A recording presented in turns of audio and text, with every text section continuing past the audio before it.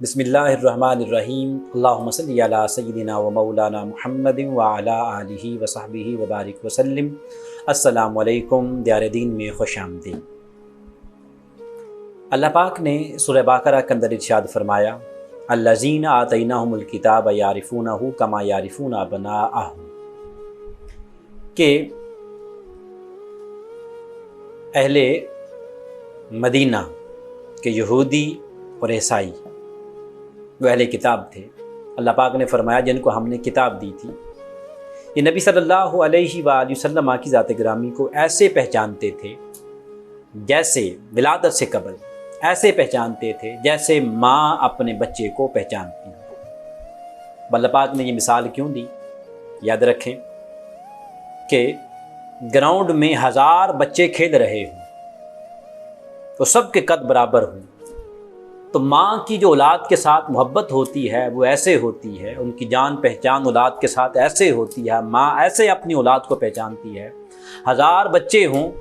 اور شاید کوئی پہچان سکے نہ سکے کہ وہ دور سے وہ کون ہے، ماں کی ایسی پہچان ہوتی ہے کہ وہ چلتے چلتے ان سارے بچوں میں اپنے بچے کو ڈھونڈنے میں دیر نہیں لگاتی، کہ خد و خال، کیونکہ اس کی گود میں رہا ہوتا ہے،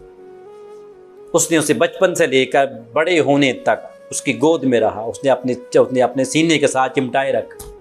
اس لیے اس کی پہچان ایسے ہو جاتی ہے، اس کی محبت ایسے ہوتی ہے کہ ایک ایک انگ سے، چال سے، ڈھال سے، آواز سے، بالوں سے، ہاتھوں سے، ہر چیز سے اپنے بچے کو پہچانتی ہوتی ہے کہ یہی میرے بچے کا۔ ایسے ہی اللہ پاک فرما رہا ہے یہ یہودی اور یہ عیسائی میرے محبوب صلی اللہ علیہ وآلہ وسلم کی ذات گرامی کو آپ کی ولادت سے قبل آپ کے اوصاف تورات میں اور انجیل میں پڑھ پڑھ کے ایسے یہ جانتے تھے جیسے ماں اپنے بچے کو جانتی۔ اس ضمن میں یہ واقعہ ذرا نقل فرمائیں، ذرا سماعت فرمائیں کہ زید بن عمر بن نفیل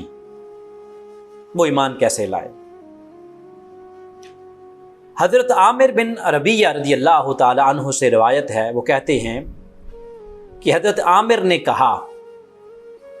مجھے حضرت زید بن عمر بن نفیل وہ ملے، وہ مکہ مکرمہ سے غار حرا کی طرف جاتے ہوئے بھی، یہ مکہ مکرمہ سے غار حرا کی طرف جا رہے تھے۔ اس زمانے میں ان کے اور ان کی قوم کے درمیان کچھ رنجش ہو گئی تھی، حضرت زید بن عمر بن نفیل کی اپنی قوم کے ساتھ کچھ رنجش ہو گئی تھی۔ یہ اپنی قوم کو کہتے تھے کہ بتوں کی پوجا کرنی چھوڑ دو، اس لیے وہ ان کے مخالف ہو گئے تھے۔ انہوں نے جاتے ہوئے حضرت عامر بن ربیعہ سے جب ان کی ملاقات ہوئی، غار حرا کی طرف جب یہ جا رہے تھے، انہوں نے ان سے کہا اے عامر، میں نے اپنی قوم کی مخالفت شروع کر دی ہے اور ملت ابراہیمی کی پیروی شروع کر دی ہے۔ میں اس کی عبادت کرتا ہوں جس کی عبادت حضرت ابراہیم علیہ السلام کیا کرتے تھے، اور میں اس نبی کا منتظر ہوں جو حضرت اسماعیل علیہ السلام کی اولاد اور نسل عبد المطلب رضی اللہ تعالی عنہ سے ہوں گے، ان کا نام نامی احمد ہوگا۔ میرا خیال ہے کہ میں شاید ان کا زمانہ نہ پا سکوں۔ میں نے تورات میں پڑھا، میں نے انجیل میں پڑھا کہ وہ آخری نبی ہوں گے،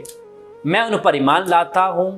اور ان کی تصدیق کرتا ہوں اور گواہی دیتا ہوں کہ وہ اللہ کے سچے نبی ہیں۔ اگر تمہاری زندگی وفا کرے تو ان کے عہد سعادت کو پاؤ تو میری طرف سے ان کو سلام عرض کرنا۔ اے میرے دوست، میں آنے والے نبی کی کچھ علامتیں تمہیں بتاتا ہوں تاکہ وہ ذات گرامی تم سے پوشیدہ نہ رہ سکے اور بغیر کسی تامل کے تم انہیں پہچان سکو۔ وہ ہادی برحق، سنیے اب، میانہ ان کا قد ہوگا، جسم پر بال زیادہ ہوں گے نہ کم،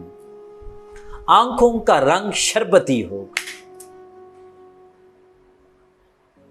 وہ اور دونوں شانوں کے درمیان مہر نبوت ہوگی اور ان کا نام احمد ہوگا۔ یہ شہر ان کی ولادت اور بعثت کا مقام ہے۔ بعد میں ان کی قوم ان کو جلا وطن اور خارج الدیار کر دے گی۔ اور وہ یثرب کو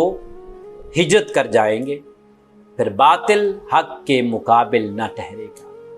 اے میرے رازدار، عامر متنبہ ہو جاؤ کہ ان کے ساتھ تم پر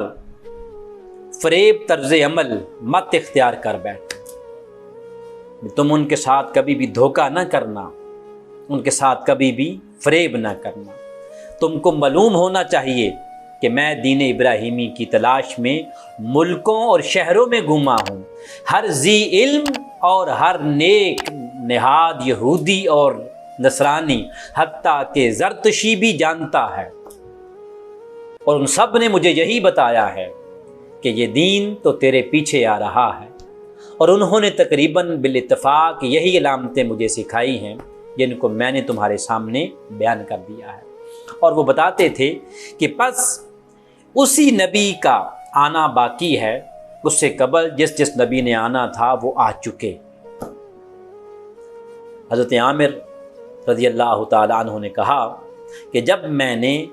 حضرت زید بن عمر رضی اللہ تعالیٰ عنہ کے اس واقعہ کو حضور کے سامنے بیان فرمایا تو آقا صلی اللہ علیہ وآلہ وسلم کی ذات گرامی نے اپنے ہاتھ بلند کر دیے، چونکہ نبی صلی اللہ علیہ وسلم نے جب اعلان نبوت فرمایا تو حضرت زید رضی اللہ تعالیٰ عنہ دنیا سے جا چکے، اور پھر عرض کیا، اے باری تعالیٰ، میرے اس امتی کو جو مجھ سے قبل مجھ پہ ایمان لایا ہے اسے جنت میں اعلیٰ مقام عطا کر۔ اس سے اور بھی ایک بات ثابت ہوتی ہے، اس کو ابن سعد نے نقل کیا، امام ابو نعیم رحمۃ اللہ تعالیٰ علیہ نے بھی نقل کیا۔ اس سے ایک اور چیز بھی ثابت ہوتی ہے، وہ یہ کہ یہ صحابی رسول حضرت زید بن عمر رضی اللہ تعالیٰ عنہ کی ذات گرامی ملت ابراہیمی پر تھے، آقا ان کے لیے دعا کر رہے ہیں اور یہ فرما رہے ہیں کہ یہ جنتی ہیں۔ اس سے اندازہ لگائیں حضور کے والدین کہاں ہوں گے۔ بعض لوگوں کا یہ خیال کہ وہ تو آپ کے اعلان نبوت سے پہلے ہی چلے گئے تھے، مومن نہ تھے، انہوں نے کلمہ نہیں پڑھا تھا، تو بھائی ملت ابراہیمی پر تو تھے، یہ تو ماننا پڑے گا نا، کیونکہ اس پر تو اللہ پاک نے اپنے قرآن کے اندر اس کی گواہی دی ہے، دعا ابراہیمی کی قبولیت کی۔